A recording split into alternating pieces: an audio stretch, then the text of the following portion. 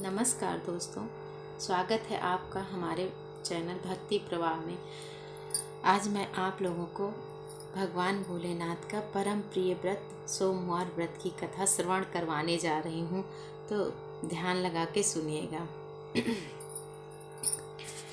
प्राचीन समय की बात है। एक नगर में एक बहुत ही धनी साहूकार रहता था। उसके पास धन और दौलत की कोई कमी नहीं थी, लेकिन उसकी कोई संतान नहीं थी, जिससे वह बहुत दुखी रहता था और उसे पुत्र प्राप्ति की इच्छा सताती रहती थी।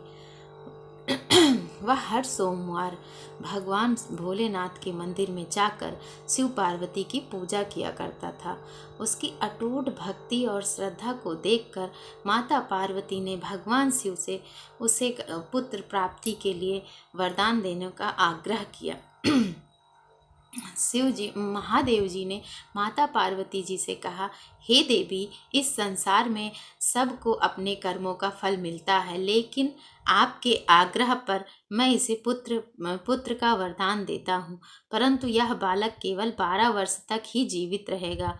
साहूकार यह सब बातें सुन रहा था, फिर भी उसने बिना विचलित हुए अपनी भक्ति जारी रखी। समय आने पर उसे एक सुंदर पुत्र की प्राप्ति हुई। जब बालक 11 वर्ष का हो गया तो साहूकार ने उसे उसके मामा के साथ काशी विद्या प्राप्त करने के लिए भेज दिया और उसे बहुत सारा धन भी दिया। कहा कि रास्ते में जाते हुए यज्ञ करवाते हुए, पूजा करवाते हुए, ब्राह्मणों को भोजन करवाते तथा दान देते हुए जाना। तो रास्ते में जाते समय एक नगर पड़ा, जहाँ पर एक राजकुमारी का विवाह हो रहा था। दूल्हा काना था, तो उसके पिता ने धोखे से साहूकार के पुत्र को दूल्हा बना दिया। बालक ने राजकुमारी के दुपट्टे पर सच्चाई लिख दी और काशी चला गया।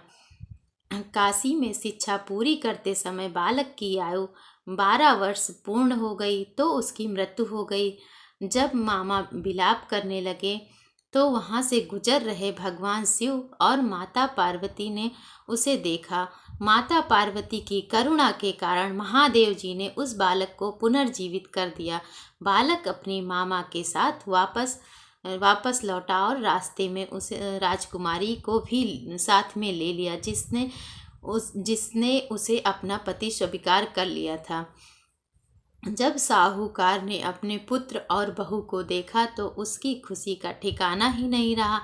उसी रात भगवान शिव ने साहूकार के स्वप्न में आकर कहा, हे श्रेष्ठी, मैं तुम्हारे सोमवार व्रत के कथा पूजन को सुनने या करने से अत्यंत प्रसन्न हुआ हूँ और तुम्हारे पुत्र को लंबी आयु का वरदान देता हूँ।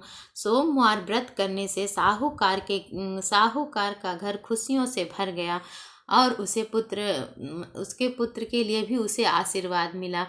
भक्तों, जिस प्रकार महादेव ने साहूकार की मनोकामना पूरी की, वैसे ही वे आप सभी की मुरादें भी पूरी करेंगे।